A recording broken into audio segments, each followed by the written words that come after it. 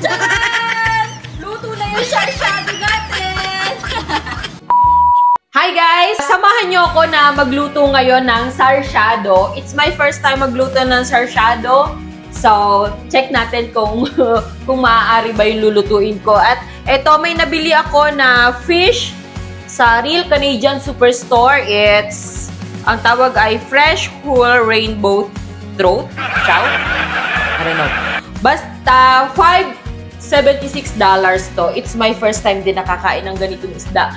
Hindi pa ako nakakakita ng ganitong isda sa Pilipinas. Hindi ko alam kung ano siya. Pero, subukan natin na tikman. Samahan nyo ako, guys, ha? O, syempre, guys, hugasan muna natin siya. Malinis na rin siya. Ayan, o, nakabuka na rin yung ano niya. Nalinis na rin siya. Yeah, wala na siyang mga bitu-bituka. So, kahit ganun, hugasan muna din natin para sure. Gamit tayo ng isang mas malaking kutsilyo. So, hatiin muna natin siya para hindi masyadong malaki kapag pinrito. Hindi ko alam kung sadya bang ipiniprito ang sarsyado, pero yun ang gusto kong gawin dahil pag nagluluto ako ng isda, piniprito ko muna talaga kahit sinasabawan para maalis yung lansa. Dahil medyo maselan ako sa isda, ayoko talaga ng sobrang lansa. Lalo pa, hindi ako sanay sa mga isda dito. Yeah. Kaya piniprito ko talaga. Tapos with luya, sobrang daming garlic. Yun yung pumapatay ng mga lansa. O, napaghati ko siya sa 3. So, iprito na muna natin, guys. So, yan. Bago natin iprito, lagyan muna natin ng konting asin para may lasa na. So, ayan na, guys. Ilalagay na natin siya since mainit na yung mantika. Yun nga, guys, na-prepare ko na ang bawang, sibuyas. Yan, na-prepare ko na siya. Tapos, nag-prepare na rin ako ng mga baby carrots and baby potato. Ito, inano ko na siya. Sinalang ko na siya dito para lumambot na siya. Yan. Para hindi ko na siya isasama dun sa aking igigisa. Ayan. Gusto ko medyo toasted yung aking fish. And then, actually, hindi ko alam talaga yung menu ng sarsyado. Tinignan ko lang sa picture. So, ito na nga. Ilagay muna natin yung butter. Yeah, dyan natin igigisa yung bawang at sibuyas. So, hintay muna natin matunaw yung butter. Yep, naka-ready na yung bawang sibuyas. Tapos, ito na yung fish. So, ito na. Gisa muna natin.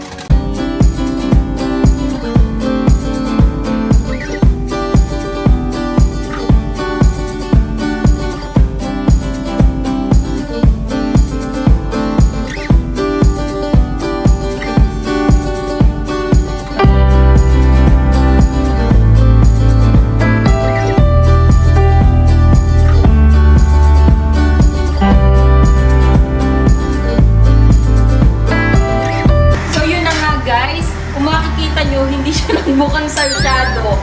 Dahil medyo, ang alam ko ang sarsyado is ma-orange. Ito, hindi ko alam na kung ma-orange ba or ma-itim. Dahil nilagyan ko siya ng toyo. Hindi ko alam kung tama na nilalagay niya ng toyo. Pero, since gusto ng mga bata na medyo may konting tamis, lagyan natin ng konting sugar. Ayan, lagyan lang natin ng konti.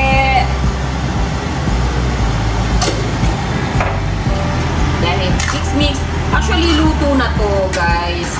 Lagyan lang natin ng konting sabaw. Dahil gusto nila medyo may sarsa. Ayan. Luto na yung mga potato, yung kamatis, yung carrots. Sobrang lutong-luto na nga yung mga carrots, eh. Ayan. Ayan. Tapos, tikman natin.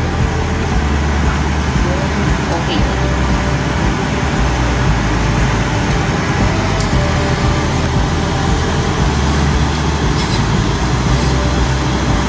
So, yun.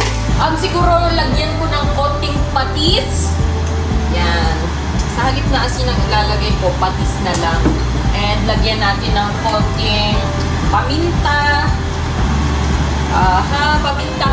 Guys, alam niyo ba yung rosemary? Yan. Lagyan natin para medyo may kakaibang lasa. Hindi ko. Actually, pang steak to. So, ito nga. Nandito kayo ngayon sa show kung saan makakakita kayo ng panchang na pagkain. Yan. And then, ilagay na natin yung fish. Yan. So, and then, ilog lang natin siya. Yan, guys.